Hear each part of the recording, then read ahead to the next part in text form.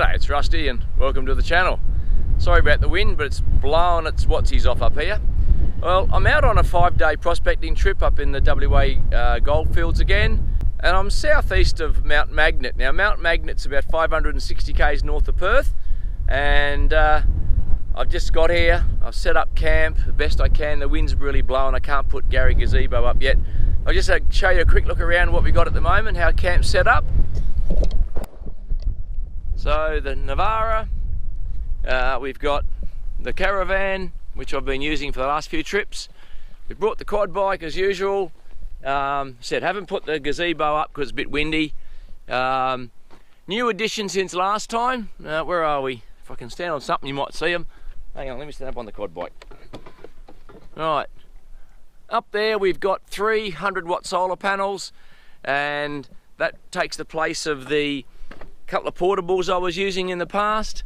So there's more than pretty much enough solar up there. And if I do get a cloudy day, well, I can certainly put the portable one out. Round the other side, this is the ensuite. This is the ablution area. I'm using the airhead composting toilet in the cover there. One new addition too is my friend Gary made me a Gazza Pig. Now it's a 9 kilo gas bottle, door in the front, hole in the top with a hot plate on it, and hot plate there. Now I've had a bit of a play with the door. We put a little spinner in for the air, so we fire in there. We've got a 3-inch exhaust. We were having competitions the other day, seeing who we can get it to work best. So I put this little flap on the top so we can maybe regulate the air a little bit and regulate the airflow through the Gazza Pig, trying to keep the heat in the box a bit, because of what it does, it tends to roar straight through and come out the top. But anyway, we're here for 5 days, and it's late in the afternoon at the moment. So with it being late in the afternoon, I'm just going to set up camp and not really going to go out at the moment, but we'll be heading off in the morning, and as always the plan is to find some yellow rocks. And come to this area with a bit of research under my belt, and we do hope that that research I've done is going to pay off. But anyway, hope you can stick around till the end and we'll see what we can find. Well, I've headed out this morning from camp to a spot that's south of where I'm camped, and yeah, I guess the problems are real. The bush is that thick, I really can't take the quad bike through anymore. I just turned the camera around. This track leading up here is an old track marked on the satellite map, and I did see it, and I didn't think I was going to be able to, I didn't think I'd need to use it. Anyway, I've got to this point here. Have a look at the bush. The bush is really, really thick. So what I've decided to do now is I'm going to park the quad bike where it is, or just off the track, and I'm going to walk. It's a 1.5 K to where I want to go, so it's probably easier if I walk the 1.5 K into the bush. I've got a handheld GPS. I'll mark where the quad bike is, and I'll use this track to get back to camp rather than go through the bush, because I've bashed through the bush for a little bit and it's not much fun, and I know this track goes up and around. So alright, we're going to park the quad bike and we're going to go for a walk.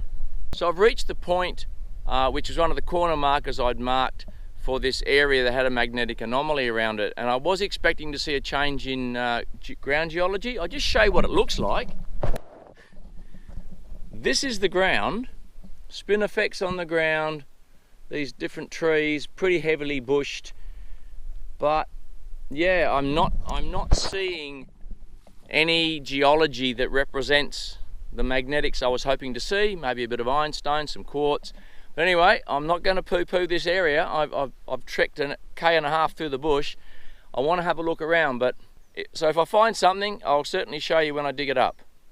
Well, I've been wandering around this area for a while. I'd marked out some points I wanted to check out in terms of where this magnetic anomaly was. And as you can see here, I'll just spin the camera around. It's all spin effects country, pretty low lying. Some big trees, as you can see, these big trees here, but nothing, there's no geology on the ground, there's no outcrops, there's no ironstone that I'm looking for, nothing that really indicates the presence of gold other than that magnetic anomaly. So I'm not going to waste a lot more time here.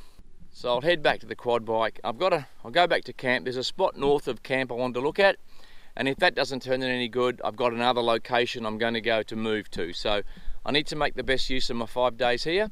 So what I'll do is, if I don't see anything this afternoon in this other spot, I'll probably move camp tomorrow. So all right, so now I've got to trek 2k's back to the quad bike. We're back at the quad bike now. This bush is really thick, so yeah, there's no way I'm ever going to ride through it. So all right, we'll take that track back and we'll go all the way around the long way, because I think in the long term it'll be a lot better option. All right, let's go back to camp. All right, I've made the decision now. I'm going to pack up after seeing that ground, and it wasn't what I expected. I've had a look at the other piece of ground north of here that is very similar to that, very bushy, very hard to get into. Ground's not really what I was looking for. So we're going to move, and we're going to move to some more ground about 20k's north of here. So I'll be doing that in the morning. One thing I did want to point out was I'm now using Starlink for my communications out remote, and I didn't have nice things to say about it this morning because it didn't want to connect online, but it's up and running now.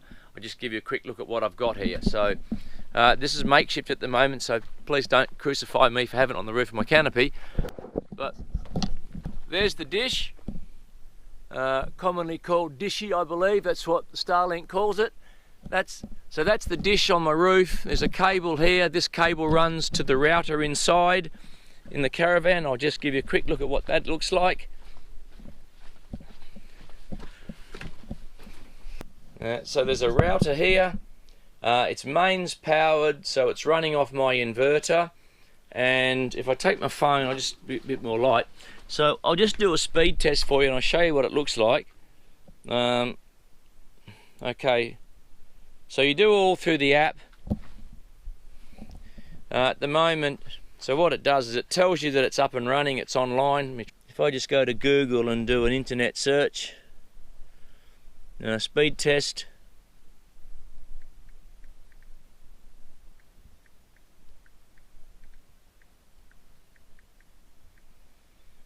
Okay, I'll use the IINet internet speed test. Move my hat, you can do it this way. Okay, let's test my speed. Go. Hope you can see this.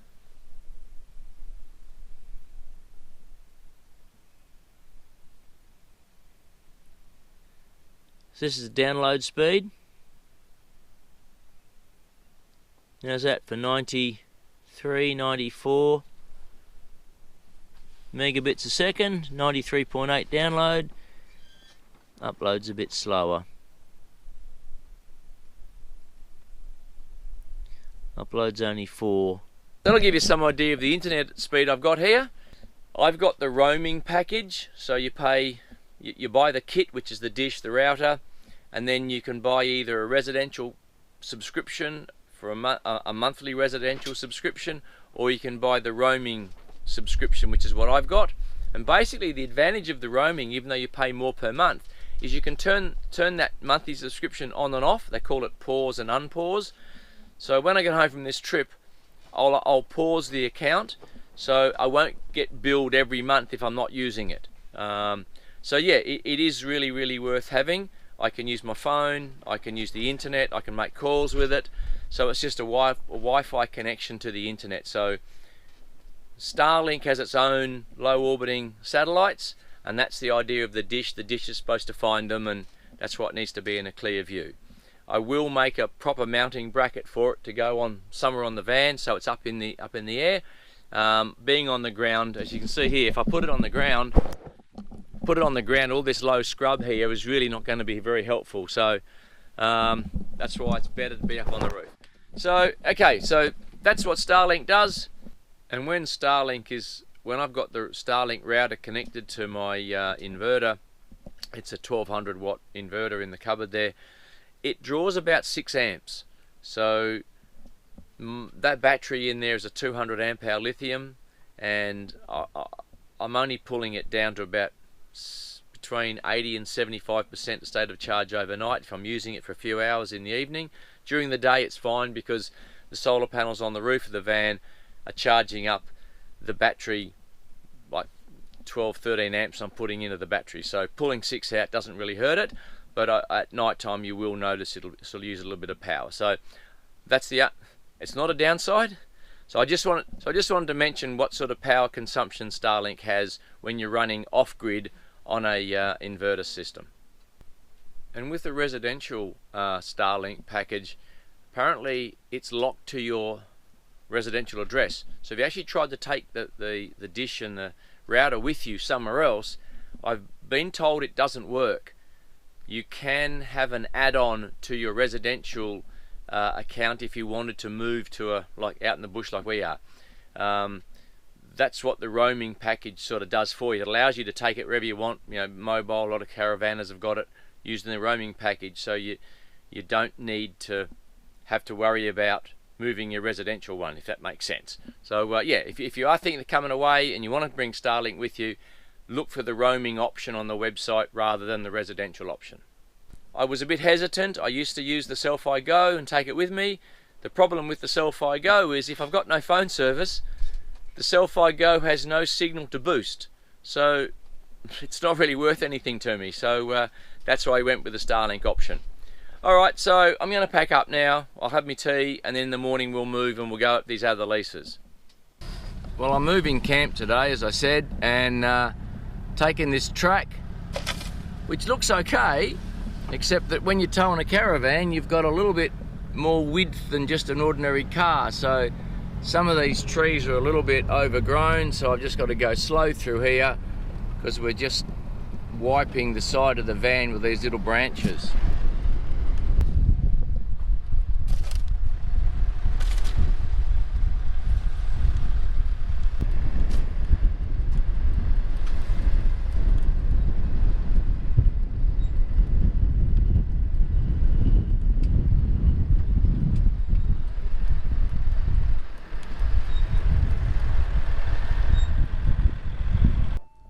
So I set up camp this morning. I'm probably about a K north of where my camp is, and I'm here on this ground, and I've got this, I don't know that it's a target, but I'll give you a listen to the noise, and as they say, you got to dig every target, so I need to dig it up, but I think it might just be ground noise, but I'll give you a listen and see what you think.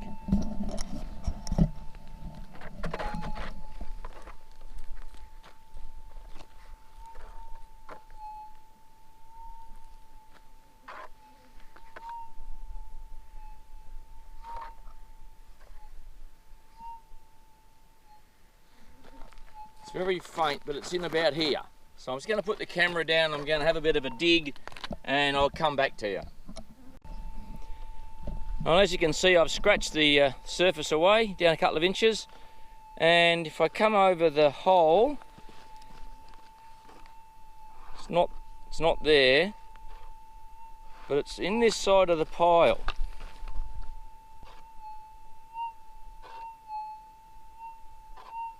Definitely in this side of the pile here, so I'll just put the camera down and I'll set it up on the tripod and I'll scoop some of that dirt and see if we can find what it is.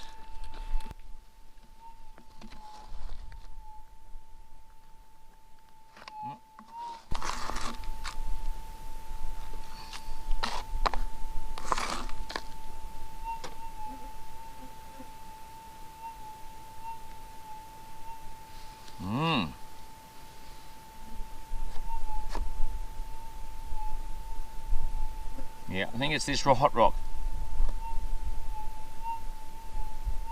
That's what it is.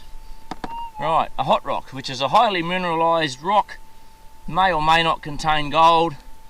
I won't throw it away, I'll take it with me, and at a later date I'll crush it up and see if there's anything in it. But I don't have a dolly with me, but I'll take it with me. So alright, I'll fill the hole in and we'll keep going.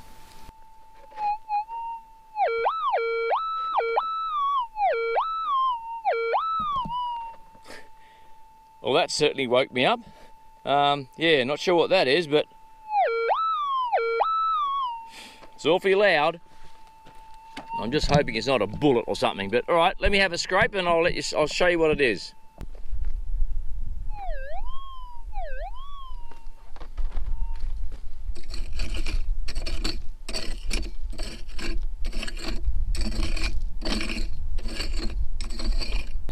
end of the pile by the sound of it. There it is.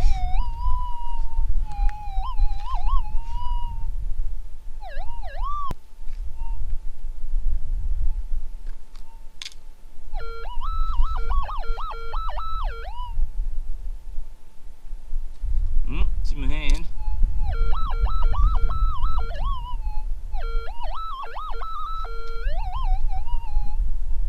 Ah, I can see it.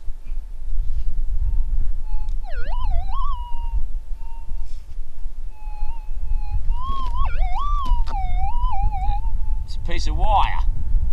Thought it was pretty lively. Oh, I'll keep going. So this is the rusty Gazza Pig, and I've just filled it with some leaves and sticks and thing off the ground, leftover bit of cardboard from a 6-pack of Great Northerns, so we'll give that a bit of a light and let it do its thing. And I've got a hot plate on the top here, and what I've also got is, move this out the way a bit, there's 2 of these support tubes welded on the side. They are also for the hot plate. This hot plate doesn't have the little support legs, but what I do have is a warming tray type.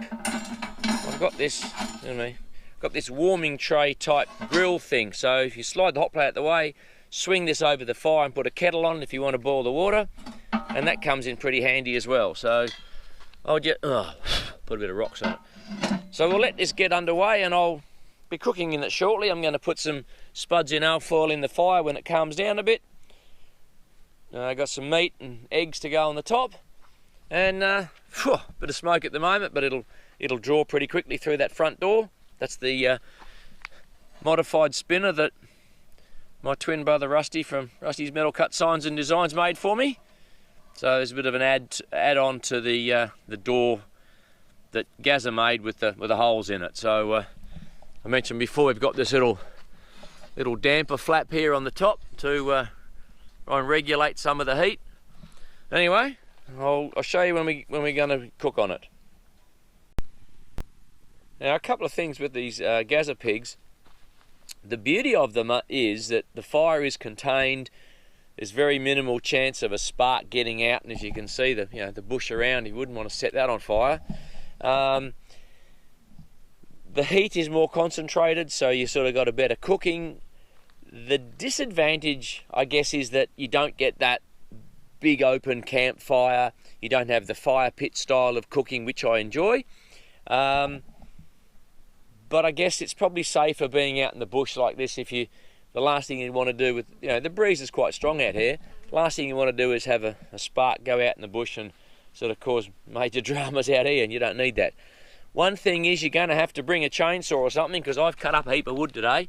So yeah, you've got to cut your wood sort of to fit the size of the 9 kilo gas bottle on its side. So you do have to bring something to cut the wood with you. Other than that, you use a lot less wood, but obviously you're not sitting around a big campfire style. But for one person like it is me at the moment, I'm out here by myself, I'm happy with this. This is a really nice way to cook, eat quick and clean and easy. I'll be putting some spuds in alfoil in the coals. I'll be putting probably an onion in there as well, and do the rest on the hot plate. So yeah, that's sort of some pros and cons if you're thinking about getting a Gazza Pig, or if you're looking for a Gazza Pig, get in touch, and I'll put you in touch with my mate Gary, who makes these. And yeah, so I do like it, and it is working really well. Well, I just came out to put a bit of wood on the fire, and I heard this bang.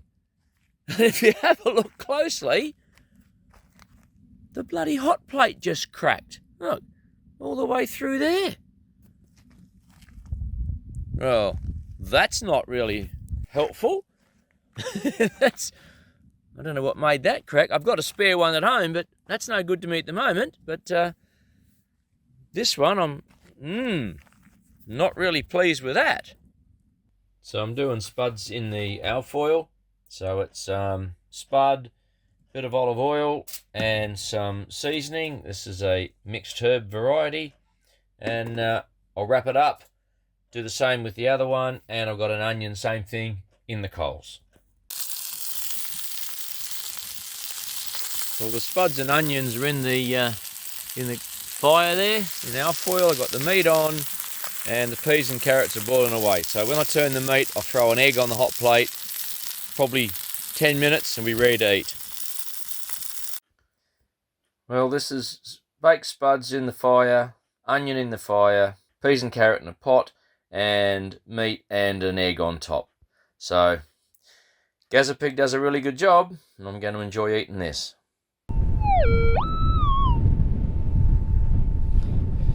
Well, it's on the surface right there. I can see it, this black thing. I don't know, that black thing there, this here. It's, oh. Well, that's something you don't see every day. I have no idea what it is.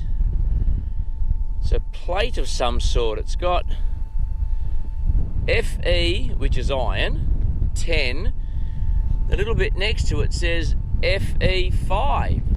So I don't know whether that's some sort of sample or I've no idea. If anyone knows what that is, I'd happy for you to put it in the comments below. And yeah, well, it certainly made the detector scream, but yeah, some sort of, I don't know whether it's a weight or a sample of some sample metal thingy.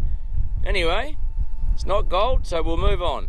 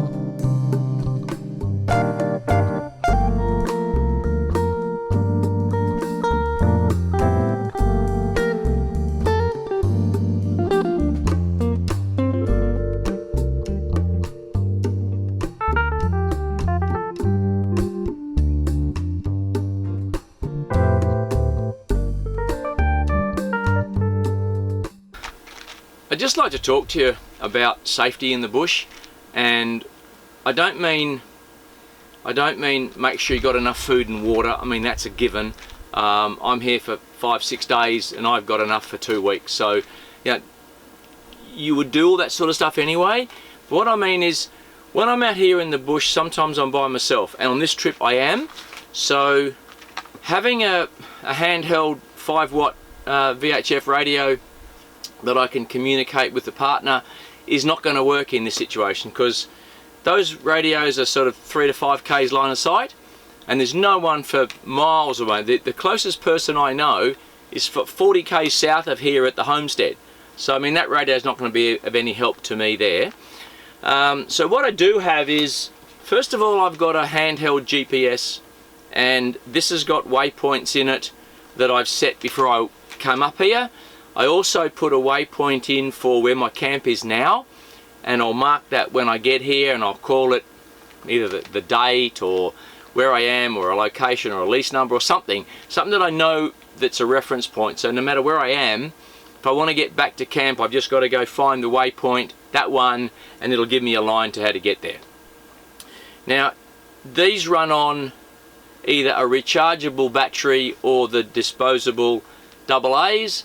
Now I put 2 AA's in this before I came away, and I think I've got 4 spares in the backpack that I carry, and I've got a packet of them also in the vehicle. So I have enough spares.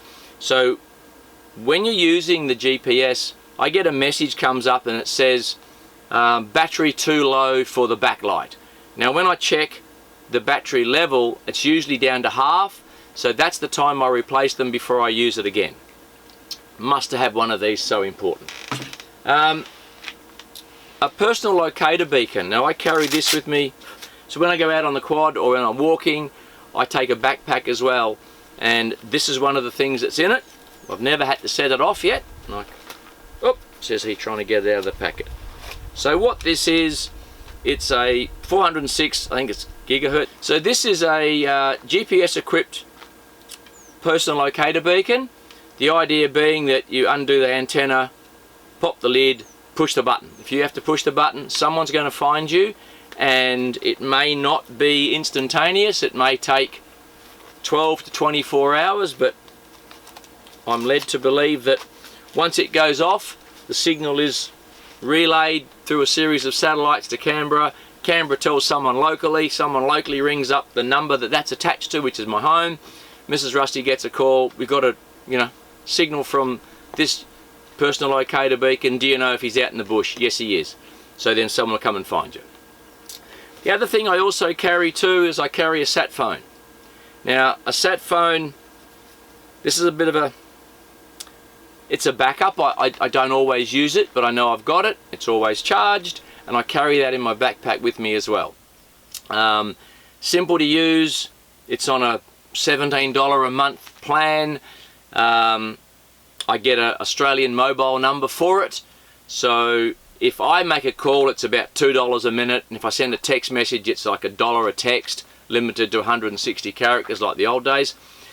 But if I ring home or if I ring someone, they can call me back. They're calling an Australian mobile number for the cost of a local call. So it's not costing them the $2 a minute. Handy to have in an emergency. These flies are really friendly. I put some fly repellent on. I think it just attracts them. So yeah, I also carry one of these as well. I carry my mobile phone, and my mobile phone's a camera along with my GoPro, because I have no phone reception out here. The other thing I carry, and as I have my iPad with me, now a lot of guys going out in the bush are using the Trilobite app, the Australian Geology Maps app, and that references a lot of the data that's on the Department of, well, I've got to get it right here, DMIRS. It used to be the Mines Department. It's called something in Mining and Industrial Safety or something. So it uses a lot of their open source files.